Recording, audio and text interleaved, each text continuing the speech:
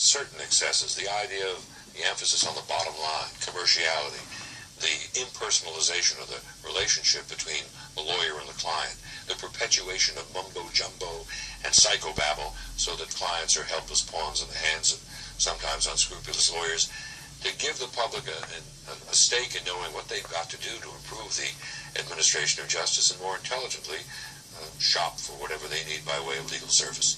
Before we go any further, let's establish your credentials. I introduced you as a trial attorney, but tell us more.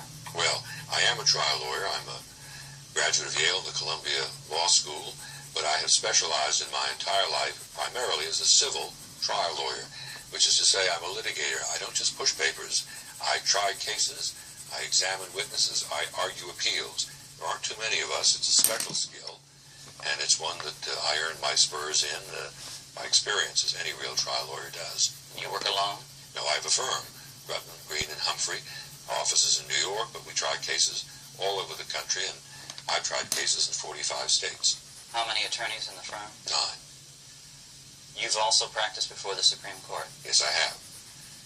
And I've argued what are important constitutional issues and First Amendment rights, jurisdictional procedural matters.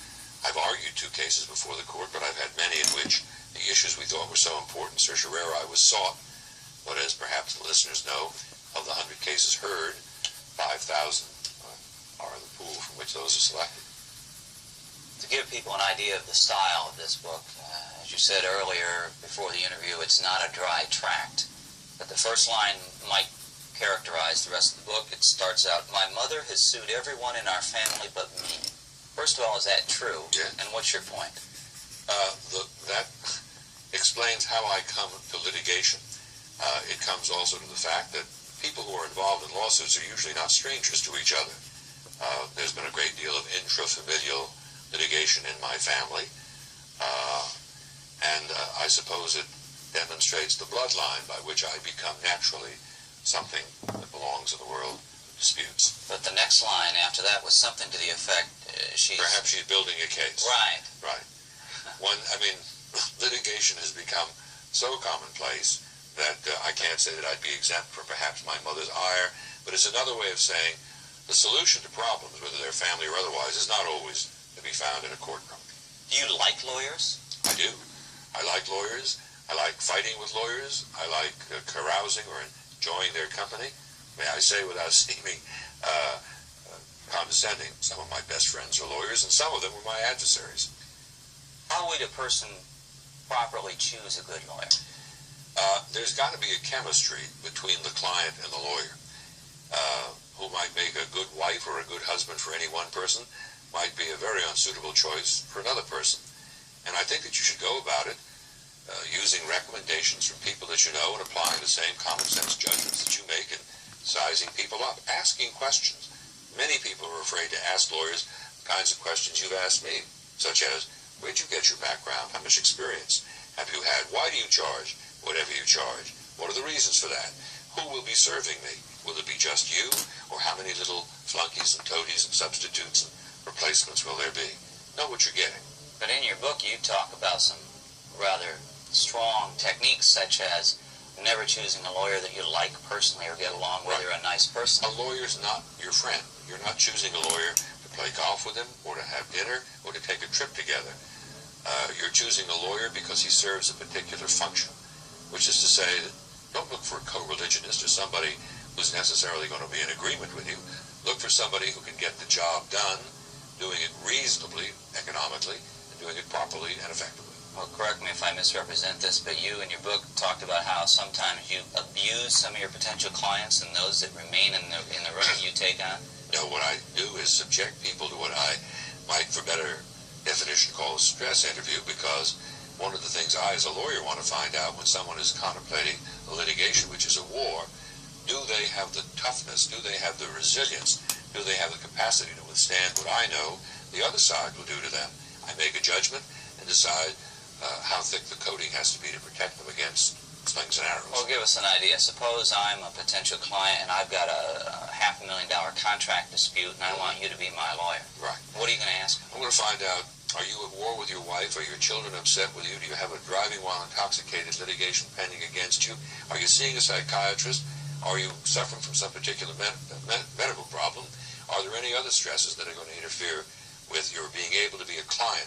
Will the fact of litigation become the overriding concern of your life so that it will become the center of your universe and interfere with your life and my ability as your lawyer to properly serve you? And if I answer yes to all of those things, but still want you, will you take the case? Only if I think that I can properly serve you. If you, with your eyes open after being fully informed, and I believing that there's nothing about your case that inhibits me from properly representing you, yes, under appropriate financial arrangements, I will represent you. What kind of deal what is the proper financial It arrangement? varies from person to person. I don't believe that lawyers should be partners with their clients. If a client can compensate you on a non-contingent basis, that reinforces the ability of a lawyer to be detached, neutral, and not a partner or partisan in deciding whether a case should be settled or litigated. It prevents there being a conflict between the lawyer and the client, whether the lawyer out of expediency is telling a client to settle if he's got a contingent interest or not. It depends in part upon the magnitude of the responsibility you're asking, the capacity of the client to pay, the difficulties that will be encountered, and a variety of other things that vary from case to case. Do you charge by the hour? Ordinarily, that's an ingredient of the fee, but I'm not a taxi driver, and I don't work strictly on a meter. One of the things that I charge for is the benefit conferred. And if I were, let us say, in X thousand dollars worth of time, billed out at my customary billing rate, which is $400 an hour, were able to accomplish something for you that were worth millions and millions of dollars, I wouldn't expect a $6,000 fee would be adequate recompense based upon the benefit conferred by the specific things that the lawyer's done. Do you really believe you're worth $400 an hour? I haven't any doubt of it, judged by what other lawyers charge and what it costs to run the firm. Of every dollar that my firm charges for my time, 62 to 65 cents is overhead. Where does the $400 figure fit in the hierarchy? A $400 fee per hour in New York City on Park Avenue is on the lower side of average for people with my background and experience. It varies. There are people with less experience, who have smaller firms, who aren't able to do what I do, and who are not entrusted with responsibilities as great as I handle, who will charge less, and there are other people who charge substantially more. Do you have to be a straight-A law student and law review to be a good lawyer? It doesn't hurt. My wife, who's a partner of mine, was all of those things. I was a high-ranking student, but I didn't make the law review, to my great regret. But being simply a scholar is not all that a trial lawyer does. A trial lawyer is a warrior.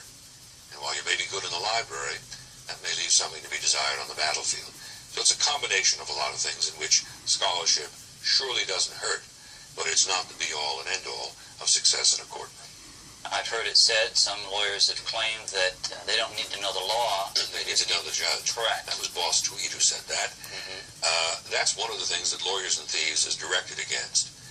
Unfortunately, I have found, traveling around the country, that there's too much old boyism, cronyism, and hometowning that goes on, particularly in state courts. The district leader or the political party that got somebody elected to the bench is often just outside or even in the robing room where they don't belong. They have ex-party communications.